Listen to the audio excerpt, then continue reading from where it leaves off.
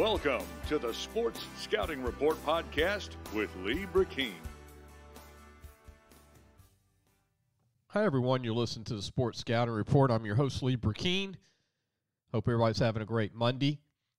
Today's show, I'm going to recap college football and talk about some neat stuff that are Louisiana-related. Also going to talk about Eunice High School. Yeah, that's right. Eunice High School, we're going to talk about their seniors.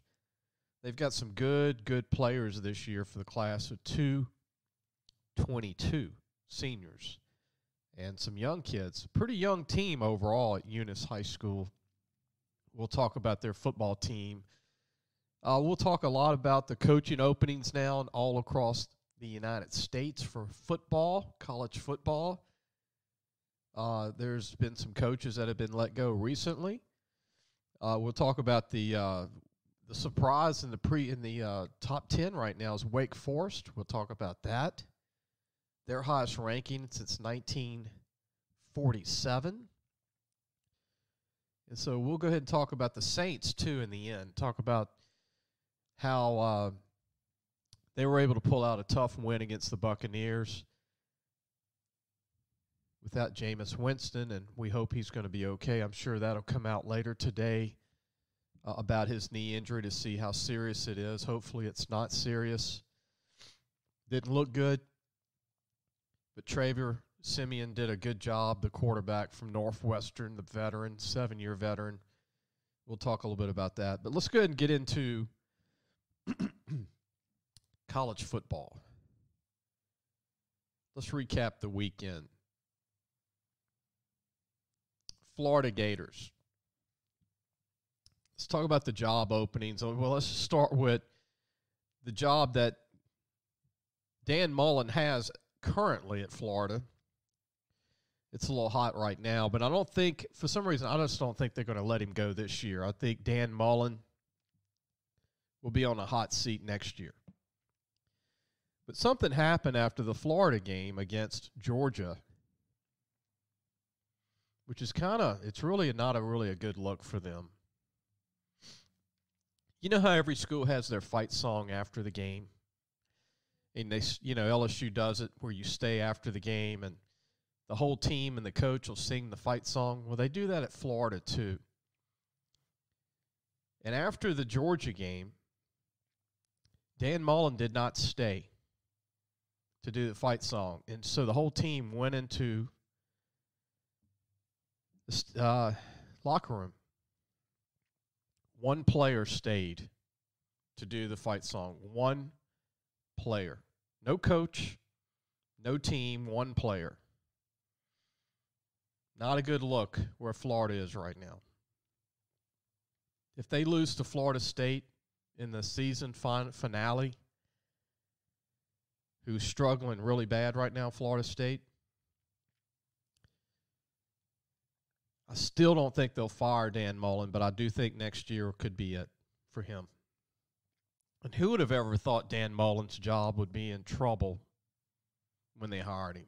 He should have stayed at Mississippi State, where he would have had a job for 30 years.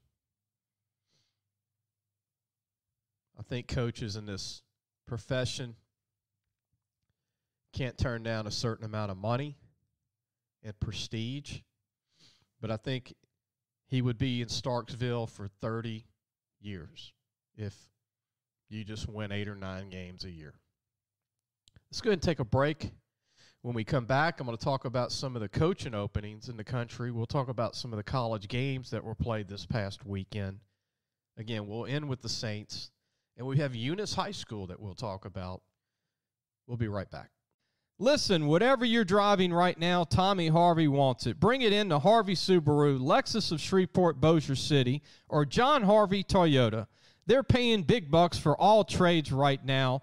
They'll cut you a check right there. Tell them Lee sent you. Welcome back. You listen to the Sports Scouting Report.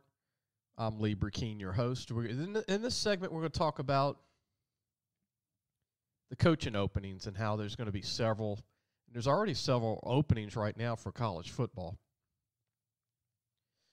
But let me mention Mississippi State we're going to talk about the rankings first in the country. A couple of surprises. Well, the big surprise that someone let me know this. One of my clients let me know this. But did you know that Mississippi State right now, that's right, Mississippi State football is the only team in the country with 3 wins over teams currently ranked in the top 25. I did not know that. And isn't that crazy? Mississippi State's the only team that has beaten 3 teams ranked in the top 25. And North Carolina State's now number 22, who they beat. Isn't that crazy? Unbelievable. They also beat Texas A&M, remember? Who beat Alabama. Incredible. Just kind of under the radar there. And speaking of rankings, Wake Forest is ranked number 10 in the country. Wake Forest. And I didn't know this, but that's the highest ranking they've had since 1947 when they were ranked number 11 in the country. Can you believe that? Since 1947, they haven't been ranked number 10?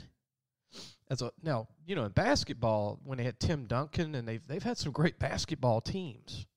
But in football, it's kind of crazy to believe that they haven't been ranked number 10 or in the top 10 or in the top 11 since 1947. Speaking of some coaching openings, not only LSU is open, but I believe, from what I'm hearing, UCLA will be open pretty soon. I would not be shocked if Chip Kelly is let go in the next couple of weeks at UCLA. Isn't that crazy? They started out the season beating LSU. But, he's been there for 4 years. They're not happy, the alumni. USC is still open. We'll see what happens there. I think Miami has to finish out strong, the Miami Hurricanes, or they're going to have a job opening there. I have this pretty good hunch here that North Carolina with Mack Brown could probably retire at the end of this year. And Texas Tech is open, which is a pretty good job in Lubbock. Washington State is open, which is a decent job in the Pac-12. And now TCU is open. Can you believe Gary Patterson is out after 21 years? Would we be saying this about Gary Patterson 10 years ago, 5 years ago?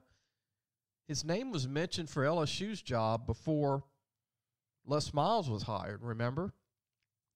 Remember his name was thrown around for a few jobs around the country, big jobs, right? But Gary Patterson has been fired by TCU, Texas Christian, who's had about 3 down years in a row. I mean, they haven't really done much in the last 3. But it's what have you done for me lately in this college football world? And there's going to be more jobs openings in the United States for college football in the next 2 weeks. Look for every year there's about a dozen. This year it could be as many as 15 or 20 on the D1 level. That's just the D1 level. We're going to take a break, and when we come back, let's recap some of the football games from this past weekend from college football. We'll be right back. If you need a paint job or repairs to your vehicle, go see Madine's Collision Center located in Baton Rouge, Louisiana on Kincaid Avenue. The number to call is 357-7983. That's 357-7983. Your Baton Rouge Accident Advisors. Welcome back. You're listening to the Sports Scouting Report. I'm your host, Lee Brecheen. Our topic this segment is college football games from this past weekend. Let's start with Virginia and Brigham Young. Brigham Young has an awesome team, by the way. They've beaten 3 Pac-12 teams. They've had some huge wins. I know they've got a couple of losses, but they're a team that's going to be in a bowl game somewhere. They're bowl eligible one more win. They look like they're going to be about an 8 or 9 win team, okay, out of 12 games. They're a very good team that's got 2 losses. They beat Virginia on Saturday, but let me tell you something. You've got to watch Virginia play. And I'm not a big Virginia Cavalier fan as far as watching their games, like a lot of people probably. But their quarterback, Brennan Armstrong, who's a junior, is incredible. He is the best dual-threat quarterback in the United States. And people are going to be like, Lee, are you crazy?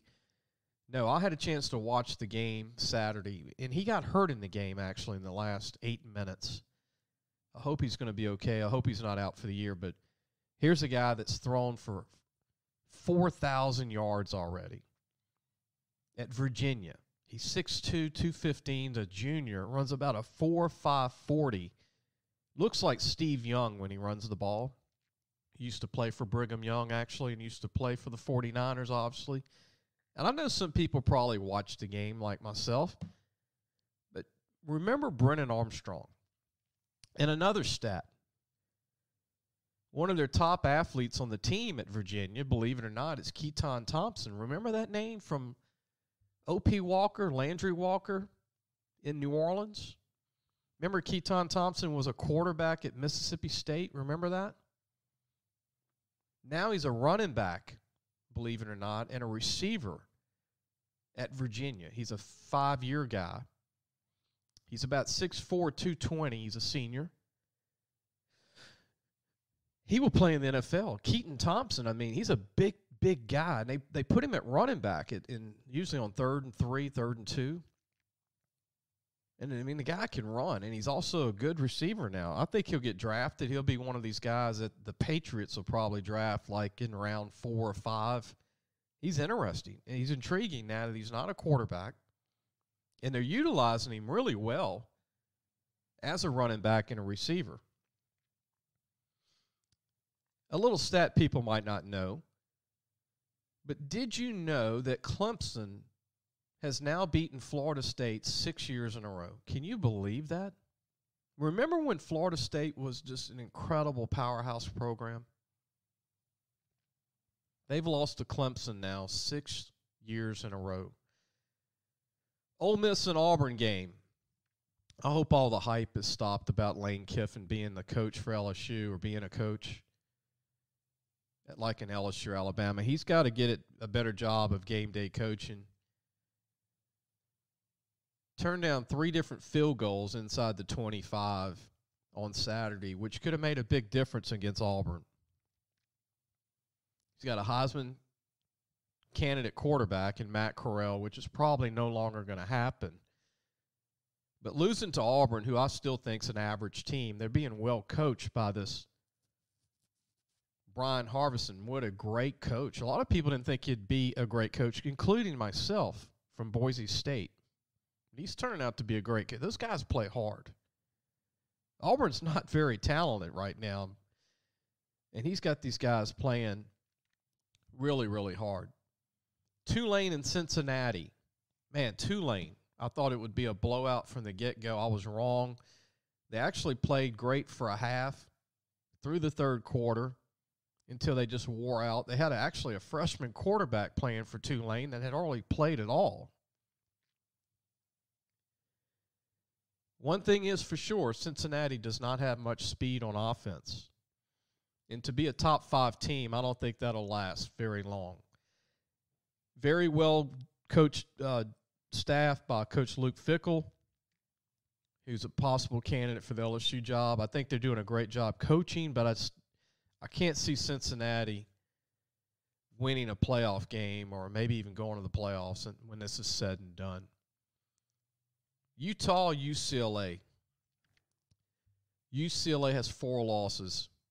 That LSU win is just a memory, like a memory loss now for the UCLA fans. That's going to be the dagger, I think, that gets Chip Kelly fired. 4 losses. Utah's doing a great job. Coach Willingham's been there forever. Michigan State beating Michigan was a statement for Coach Mel Tucker. I think Mel Tucker's staying at Michigan State myself because he went to Michigan State. He played at Michigan State for Nick Saban. I think it means a little more to him, kind of like when Ed Orgeron was coaching at LSU, played at LSU at one time. I don't think Mel Tucker's leaving Michigan State. Like I said, it means a little bit more to him being that he's a former player from Michigan State. But it was a big win. I don't think Michigan's a very good team. They were a very overrated, undefeated team, I think. But still, when Michigan State beats Michigan, it's a big deal. Kentucky and Mississippi State. I was never a big Mark Stoops fan from Kentucky. I think they do a good job. I just don't think Mark Stoops is an elite coach. It proved that again in Starksville. Coach Leach outcoached Stoops. They shut Kentucky's running game down in Starksville and very easily won this game. Now, the score didn't even indicate how much of a blowout it was. It was 31-17, I believe, the final. But Mississippi State really dominated Kentucky. If you're an LSU fan watching that game, you're pretty depressed, I think, because Kentucky pretty much handled LSU. And then LSU beat Mississippi State with the wacky world of the SEC. There were many games. Now, here's a good note for people to remember. Navy beat Tulsa on Saturday. Navy. Without completing a pass. Let me say that again. Navy beat Tulsa without completing a pass for the 20th time in school history. Is that crazy? You win 20 games in the history of your program without even completing a pass, just running the ball. Who would have thunk that, right? Can you imagine if LSU ever won a game and you don't even complete a pass? We're going to go ahead and take a break, and when we come back, we're going to talk about Eunice High School and what's going on at Eunice High School. Got a great program, suburb of Lafayette, not far from Ville Platte, not far from a bunch of small towns, Mamou and some other areas around the Lafayette area. We're going to talk about Eunice High School when we come back. Be sure to take your car and truck for all your tire needs to Treads and Care Tire Company, located in Central. Call 331-8144. Family owned and operated. It's 1971. That's 331-8144. Welcome back. You listen to the Sports Scouting Report. I'm your host, Lee Brecheen. Today, this segment, our topic is going to be Eunice High School. So we're going to talk about some of their recruits, just seniors for the class of 222. We're going to finish the show today with the Saints. I'm going to talk about the New Orleans Saints and their big win over the Tampa Bay Buccaneers. But let's talk about Eunice High School. I watched Eunice High School play this year. I watched them play in 220 and 219 the last 3 years. They're a very young team. They're coached by Andre Vijay. Andre's a former quarterback at Eunice High School, just so you know, if you're not from Eunice. I think Andre's doing a great job at his old high school as the head coach. They've got a great staff. He's also the offensive coordinator at Eunice High School. They also have a great D coordinator in Dale Guillory. Their receivers coach is Chad Alderpoint. O-line is Ryan Desatel. D-line is Josh Guidry. Tight ends is Jock Jobert. Strong safety coach is Trace Trosclair. His brother Trenton Trosclair is the corners safeties coach. And then finally, former quarterback from Eunice, Stuart Turner, is the running backs coach.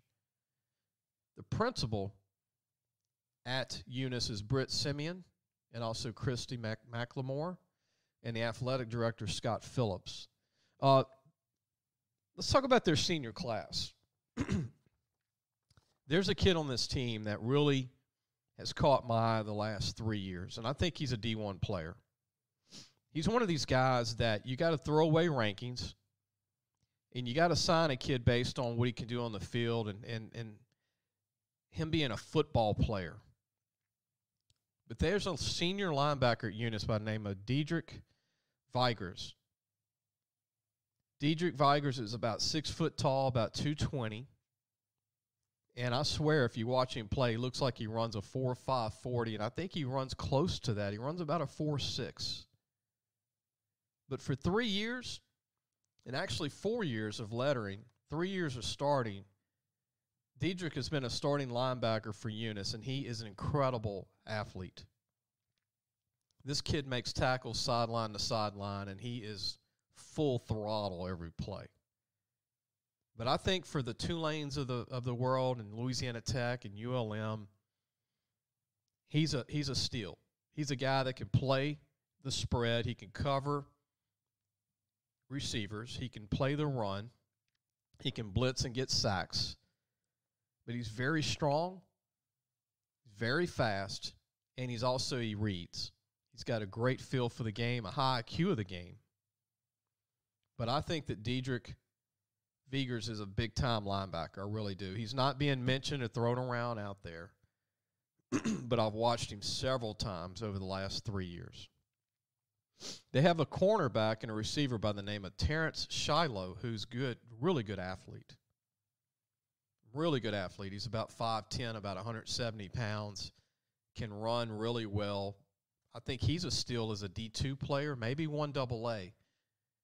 They've got a tough kid by the name of Thomas Oglesby playing defensive end.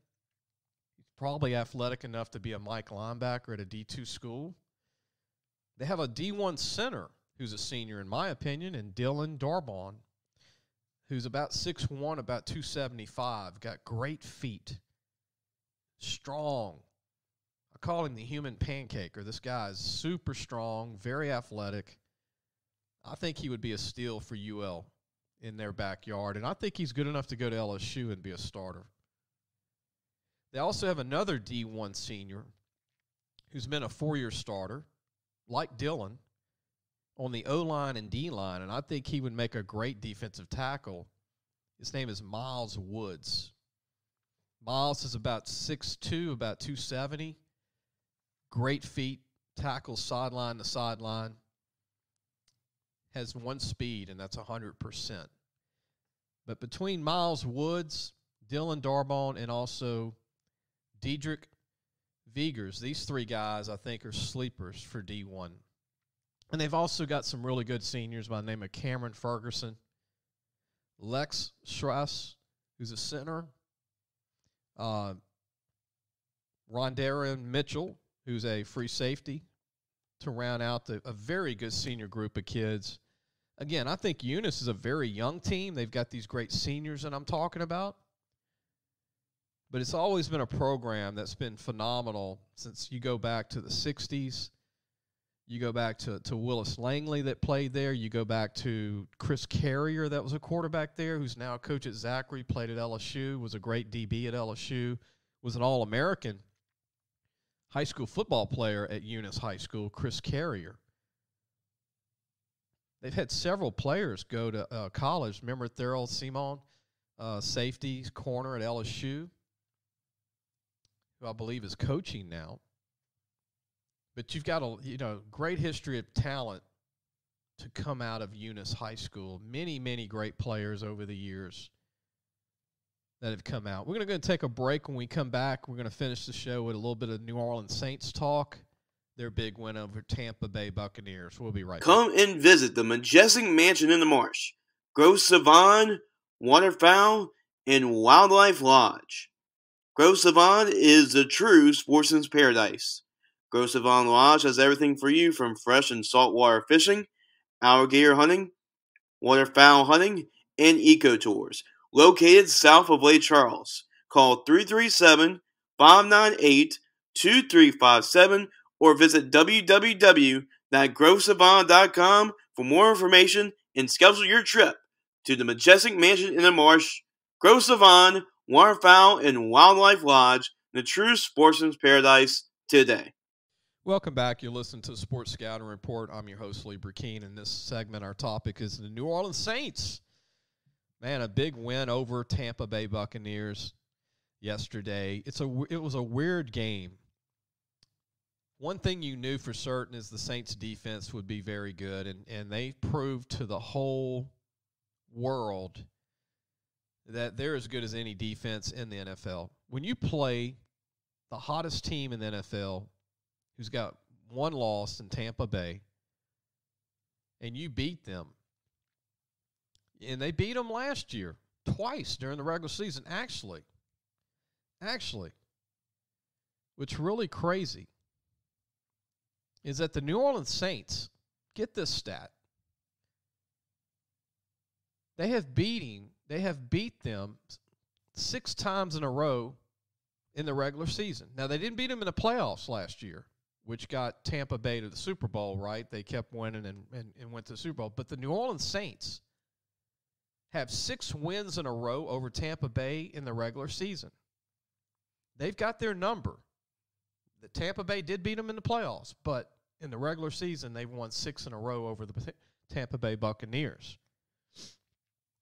I hope that Jameis Winston's going to be okay. I hope it's not a serious knee injury. That'll come out once it show's probably out. It'll come out, I would think, today or tomorrow. But Trevor Simeon came in, the veteran from Northwestern College in the Big Ten, and I thought did a phenomenal job. He made some key plays at the end to end the game. He made some key plays to go in. And, you know, a guy that got 0 reps at quarterback, okay. Think of this. No reps in practice. Jameis Winston got all the reps. In the pros, it's a little different. College, sometimes your second team gets some reps. But in the pros, they don't give a lot of reps to the second team guy. This is a guy that had thrown a pass in the NFL since 2018. Trevor Simeon. Now, what will the Saints do if Jameis Winston's out for the year? Well, Taysom Hill should be coming back, I would think, in the next 2 or 3 weeks. We'll see how that goes. But even if he comes back, who are the Saints going to sign if Peyton's not comfortable with his current quarterback situation if Jameis is out for the year? It's going to be interesting if he brings in another veteran quarterback to compete to keep this going. But the Saints' defense, man, is unbelievable. You know, they used to just have Cameron Jordan and a couple of good DBs and a good linebacker. Now they've got several stars. Look at Quan Alexander. He had a great game yesterday from LSU at linebacker. They've got so much talent, man. The defensive backs are probably the best defensive backfield the Saints have had in years. Their D-line, obviously, it's the best it's been ever. Their linebacking core, now that Quan Alexander's back, is probably the best it's been in many years. Their new kicker's doing really well. Their new punter is doing really well. They're getting everybody. If they get Michael Thomas back before the year's over, then no telling how good this team can be. And look, Mark Ingram looked pretty good, man, coming back to the team. He looked like he never left. He looked better yesterday than he did all year long when he was playing with another team this year. I still think the Saints are going to barely squeak in maybe the playoffs, especially since this injury at quarterback, because the defense can only win you so many games. But I think this team is very similar to the team years ago that had Vaughn Johnson, Sam Mills, Ricky Jackson, and Pat Swilling. Remember that, same team that had Bobby Hebert? The Saints were not very good on offense, but they had a great defense. And so I think the defense will carry this team into the playoffs. It was a big win. It's a huge win. It's also an in-conference win over Tampa Bay. I do think Tampa Bay will bounce back. I think the Saints, not having Jameis Winston, it's going to be tough to finish this thing out. I mean, I don't think the Saints can win tons of games with Trevor and Tasman and Hill coming back. I think he's okay. I think as a starter he's okay. But I'm just glad the Saints won, and again, I hope that Jameis Winston's okay. We'll find that out either today, Monday, or Tuesday. I would think that they would let everybody know what the situation is there. But the Saints, man, what a game. I did not think Leonard Fournette had a good game at all. The Saints pretty much shut him down. The Saints pretty much shut the running game down for Tampa Bay. It's the first time all year that Tampa Bay's been shut down in the run game. Saints' run defense is really good. Man, they're good. If they could just find a way to get some offense going before Michael Thomas comes back, and maybe Mark Ingram's the key. Kamara and Ingram might just – maybe they should have never let Ingram go in the first place, right? Maybe they should have signed him, re-signed him way back, but maybe it's the greatest thing that ever – I think Ingram's the key for this offense, right? Taking the pressure off Kamara, that he's not doing too much. Keep him healthy, and then have Ingram come in and get some of those carries. I hope everybody enjoyed the show today. Just a day to reflect, talk about the college football world, bring out a high school and Eunice High School, talk about coaching openings. And my final thoughts is the LSU coaching opening, the job. We'll see what happens. I'm not someone that throws out stuff just to throw it out. But, from what I've heard, Notre Dame, Coach Kelly was one that I think LSU was interested in. I don't think he's interested in the job. We'll see what happens with Oklahoma coach. We'll see if LSU continues to court Dabo Swinney. And then we'll see if they go to their next list, which could be the Dave Arandas of the world. I do not think Mel Tucker's leaving Michigan State. And there's some talk, that Penn State's coach will leave. I don't think that's a guarantee either. I really don't. I think that's more USC if he does leave. So we'll see what happens in the coaching world. But I would think my prediction here, just my feel, is that LSU will have a coach lined up by the A&M game. Not announced, but a coach in place by the A&M game. And maybe by the following week, I would think, just my guess, because the season will be over. You want to have a coach in place at the end of the year, the football year, going into, December, going into recruiting before the early signing period. You want to have somebody in place. And I think LSU will hit that. And I'm not guessing only. I know that's a point where you need to have a coach in place. It's very important to have a coach to talk to these kids in Louisiana that if they're not going to sign with LSU, maybe hold off on signing until the second signing period in February. And you just need a coach in place to do that so you can salvage your recruiting, which is your future, right? So that's something that's just being realistic on where the coaching search will be. I think it will be over with by the week of the A&M game, or not far after that. I hope you enjoyed the show. We'll be back on Wednesday. Hope everybody has a great Monday. Bye-bye.